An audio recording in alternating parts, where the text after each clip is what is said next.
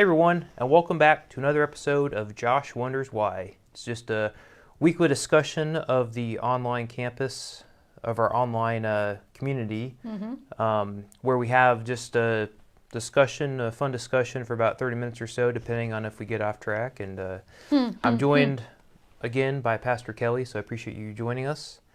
Tonight we'll be talking about more Christmas themes. We'll be talking about the Nativity. As you can see, I brought my favorite Nativity set, and Pastor Kelly brought her favorite Nativity set as well, and debunking some common, we'll say, Christmas story myths from the Bible, or at least myths that the Nativity set will make you believe. So we'll get to that in a minute, but I guess first... Because I'm here to ruin your Christmas, like I ruined Josh's Christmas last year.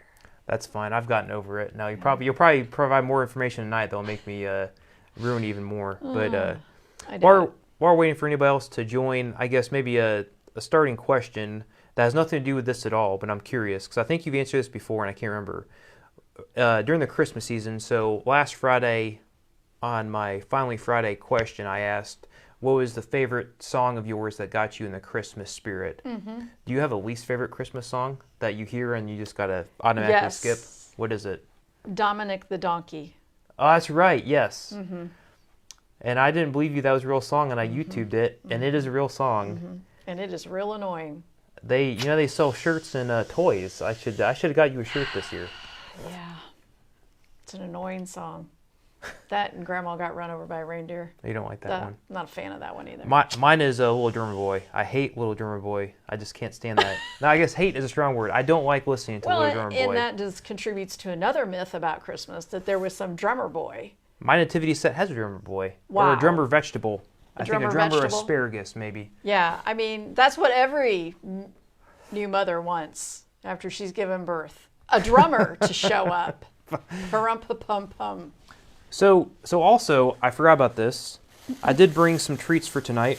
All right. Because I know you like Peeps, and I was at the store, and I have not tried these before. These are gingerbread men Peeps. They are gingerbread flavored Peeps. Okay. Well, I've never had those before, so... I've not either. I'm intrigued. We'll get those out later, but all right. First, let's talk about our nativity set. So I went more of the childish route, and you can notice that this is a VeggieTales nativity set. The one thing that's missing is I don't have a vegetable Jesus, so I had to borrow a toy Jesus from a different toy nativity set we had. But you can see it comes with Mary and Joseph, comes with a shepherd, and a vegetable dressed up as a cow. It comes with peas dressed up as sheep. And then here's your drummer boy right there. And it comes that's with junior asparagus. Yeah, and then it comes with 3 wise men. And one is a cool dude with glasses. I can't remember which one. But we've had this for, I think, maybe 10 years. We still enjoy now listening. I feel old. Well, no, this is not the oldest one we have. This is one we got when we had kids. I'm just remembering, that when VeggieTales came out, my oldest son was about 3 or 4.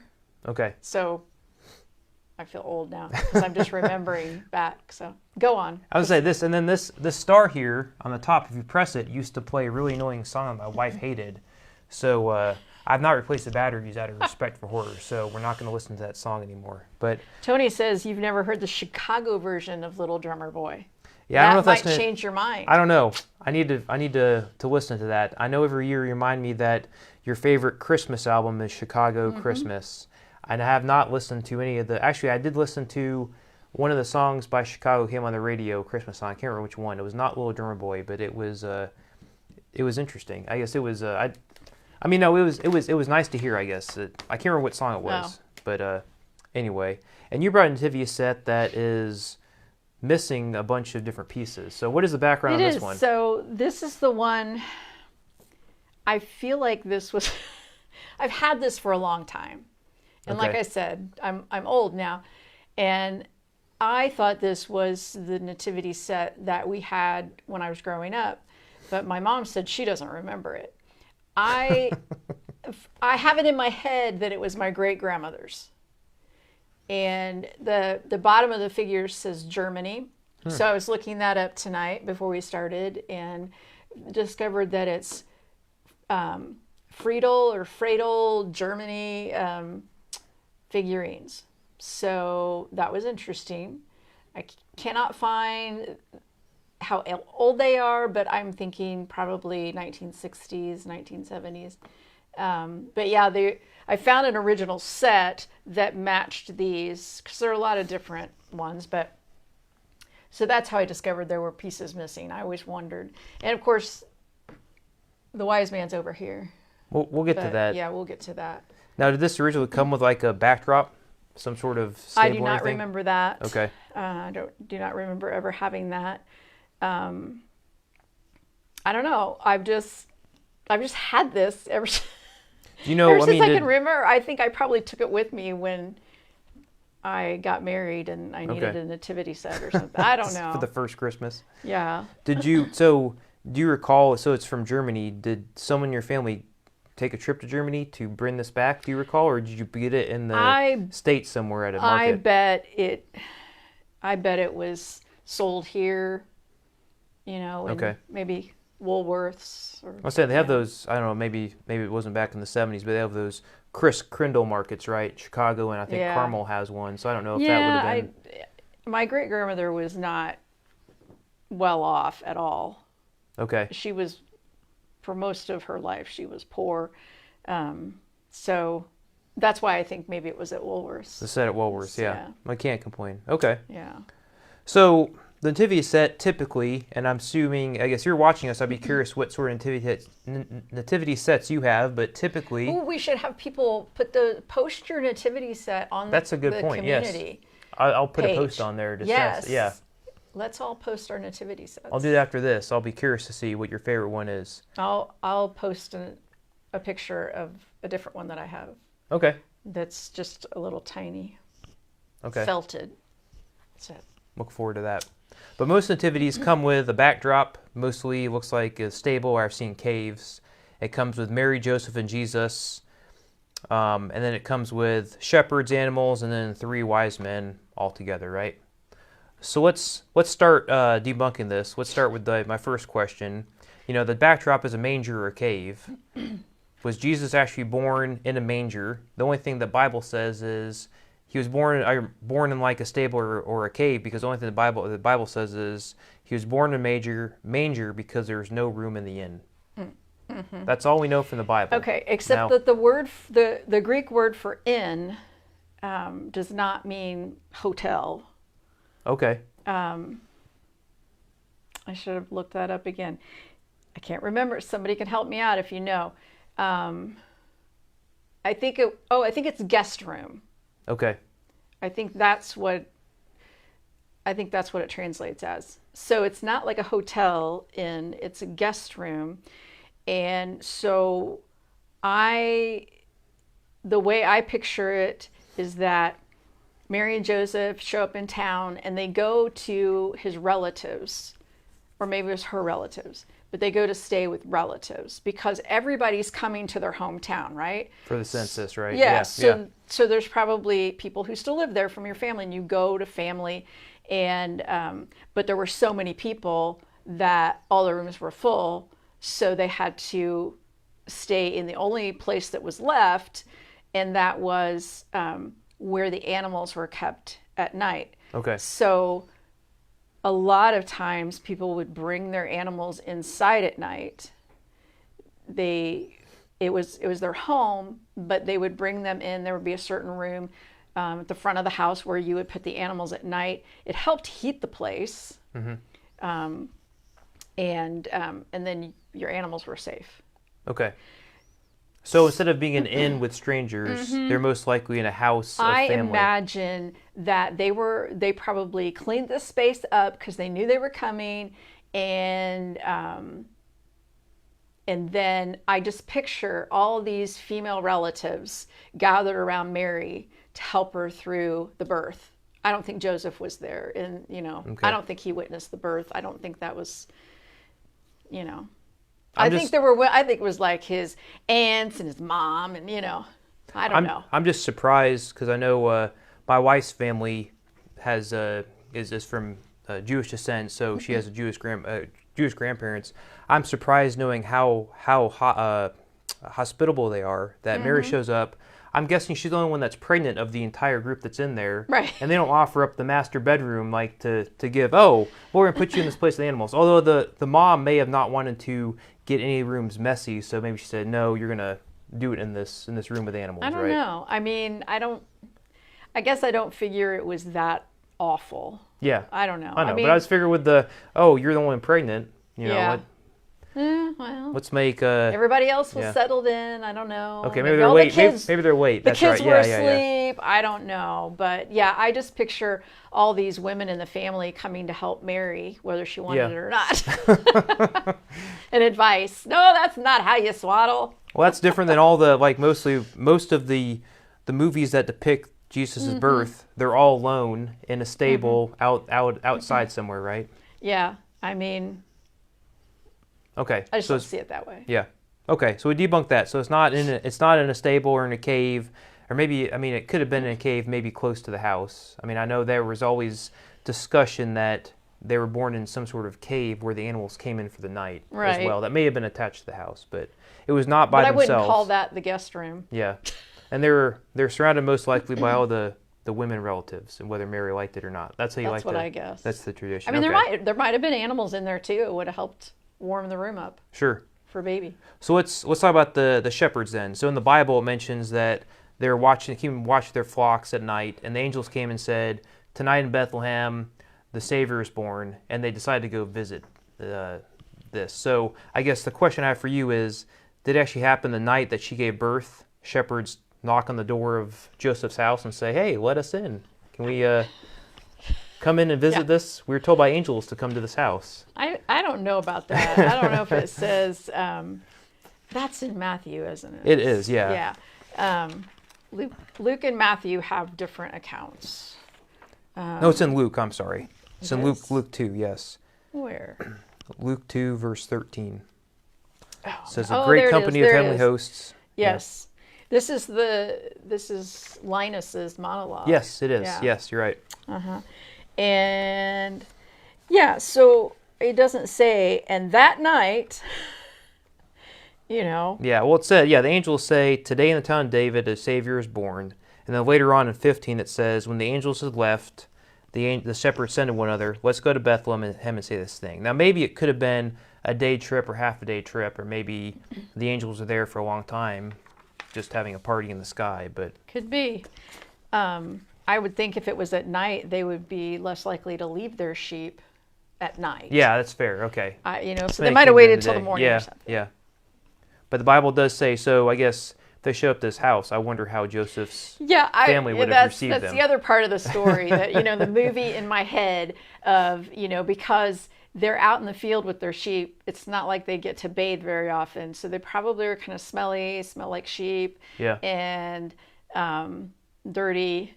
And then they show up and tell their story, and probably the relatives are like, I don't think so. But Mary was like, well, Mary and Joseph are probably like, hey, we've been visited by angels too, so we're going to believe it.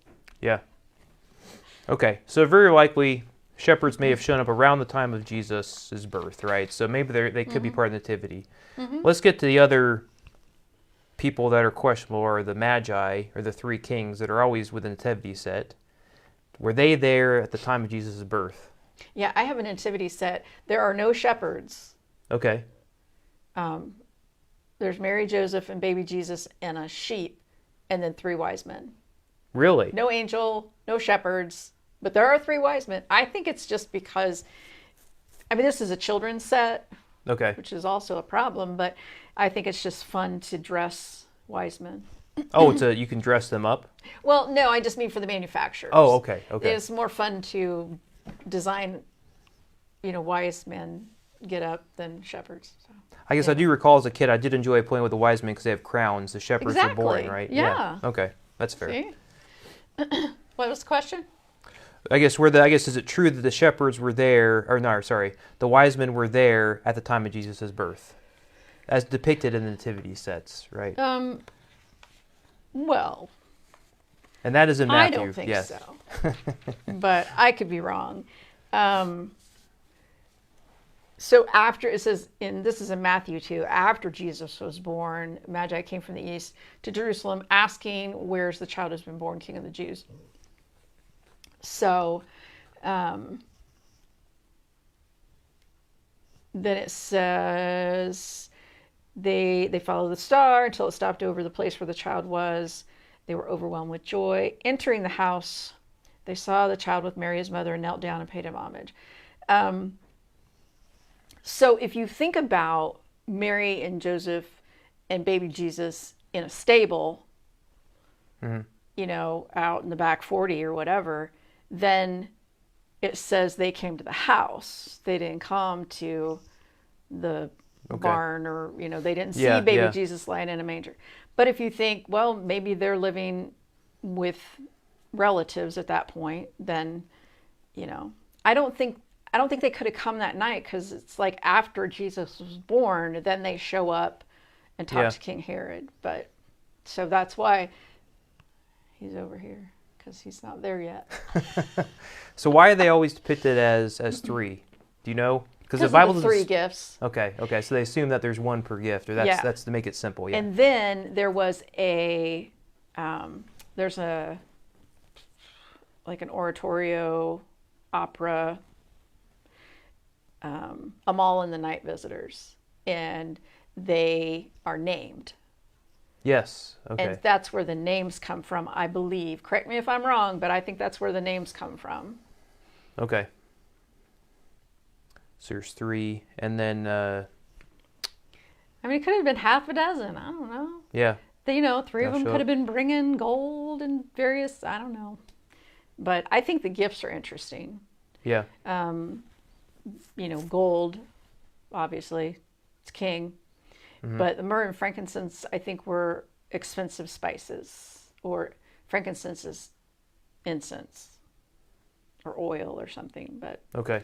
I think myrrh is more of a spice. But so, yeah, I think they were expensive. Some people think that they're symbolic of, and like, foreshadowing Jesus' death and resurrection. So, the gold for a crown, the myrrh and the frankincense were often used in preparing a body for burial.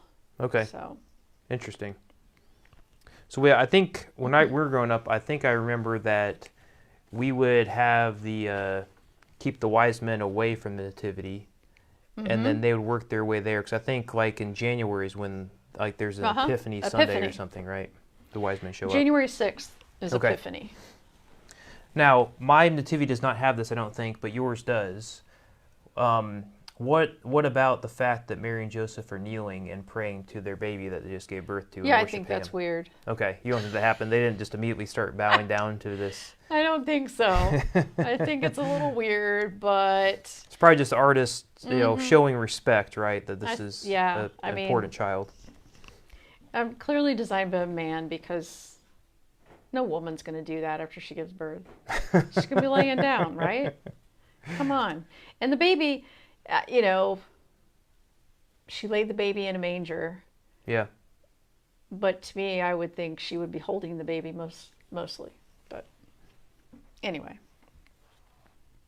He's got to sleep sometime, right? Yep. That's true. Basically, he's not sleeping in that. Looks like he's wide open. I know. I also enjoy how that baby Jesus has blonde hair. Well, yes. I noticed that too. I think mine, every time, I think my baby Jesus has blonde hair as well. So. Oh, Mary has blonde hair too. So. Oh, well, there you go. There you go. Okay. It's the American version of Mary and Jesus. They're blonde. Yours is very blonde. So, what did you say that baby Jesus was? It's Malibu? From. I don't know. I think it's from Little Malibu People. It's from Little People Jesus nativity set. I can't find the vegetable Jesus that was part of this set. I'm curious what hair that vegetable would have. Yeah. Probably green. Okay, well, we busted the myths for nativity. Let's talk about the other question about when was Jesus born. So we celebrate Christmas on December 25th. So my assumption means that's because that's when Jesus was born, right? He had to be born on December 25th. I'm kidding. I know. But, you're being facetious or whatever it is, but yeah. They picked December 25th for some other reason.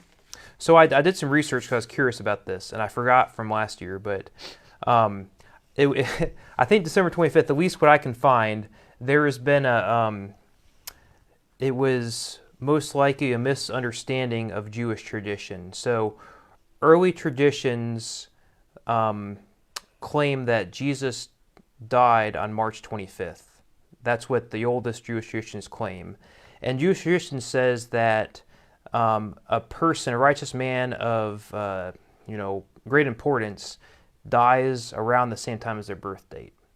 Well, the non-Jewish people thought that meant they died on the date of their conception. So if he's conceived on March 25th, exactly 9 months later is December 25th. So that must be when he's born, right? Wow. So that's where I guess that's where it sort of started with. But I found it interesting. But then I guess I was reading through some more stuff, and that people have done studies to try to track the star, the Christ star in the sky. And I found that various people have used various software models, and they've brought it back to sometime September, October is when they think the stars in the sky. They refer to, there's something in Revelations that may refer to the constellation Virgo, which is a woman giving birth, and they feel that's the constellation Virgo, and they trace that back to when could there have been a star in the sky that may have, and they get it back to that time frame, which I found interesting. So maybe he was born in the fall, maybe he was born in the spring, and I guess depending on the software, he could have been born between 6 BC and 3 BC. Some people have estimate he was born at like 7 p.m. that night. I don't really know, but it is interesting to think about. Someone also says that he may have been born around the time of Rosh Hashanah, around the September-October time frame, because I'm going to get this wrong, but if I can find that. I may have moved this all around now, and I can't find this in time. And as I shuffle papers... Oh, so Jewish tradition, the entire month leading up to Rosh Hashanah anticipates God's presence among us. So I think that's a good symbolism for, leading up to Jesus' birth. Now, whether he's born in the fall or the spring, we'll never really know. People can hypothetically think about this all they want. So why did they pick December 25th? So I think it was based on the tradition that he was born 9 months after he was conceived, but I think it also lines up with the winter solstice, and I think they're also going back to, maybe we can go back to blaming the Church of England trying to spread Christianity, and one way to spread Christianity, right, they tried to match up their Christian holidays with the pagan holidays, and it may have been around that time of the winter solstice, right? That's probably another reason for that. Isn't Yule? Or Yule, maybe it's Yule, yeah. That's from a pagan religion. Yeah. Because I've seen some YouTube videos lately, just like, pop up. I haven't watched any, but, be like preparing for Yule, and it's associated with something pagan. Okay. So, yeah, that's what I've heard, is that the church was trying to take over pagan holidays. Yeah. I think it's the same story with like All Saints Day and Halloween around the same time. Yeah. Trying to line up with the pagan holidays. So we'll never know when he was actually born. It is fun to ponder maybe. I think I remember hearing, it doesn't make sense he was born in winter because the shepherds were out, right? They wouldn't be out minding their flocks in the cold winter time. Well, I'm not sure how cold Bethlehem gets though. Yeah, I was in Bethlehem in January, and it was kind of balmy. Okay, well, there you go. So, I don't know, I just remember it was so cold here, and then we get off the plane, or, out of the airport, wherever we were. I can't remember which airport, but you just step off and you're like, nice. That's also 2,000 years or so after he was born. I mean, that wasn't... Back then, there was no global warming. I'm sure it was a lot colder back then, right? Oh, that's true. Good point. No. Good point. Tony says, you'll never know for sure. I like that. Good pun. So I hope we didn't ruin your holiday, or hopefully Kelly didn't ruin your holiday debunking some of these Christmas myths. But I would be curious. I'll put a post out there maybe after this live stream. I'd be curious to see what your favorite nativity set is if you post a picture, and see, what sort of input we get. I'll try to find one that's not a toy nativity set that we have, but I think all of our nativity sets are toys. We have a Charlie Brown one as well, which is pretty cool. I love that one. You have that one too? No, but at Otterburn UMC we did nativity night on Friday. Okay. And so a lot of people brought in their nativity sets, and they were all set up for us to look at, and somebody had a Peanuts one, and I was cool. like, I love this one. I love Peanuts.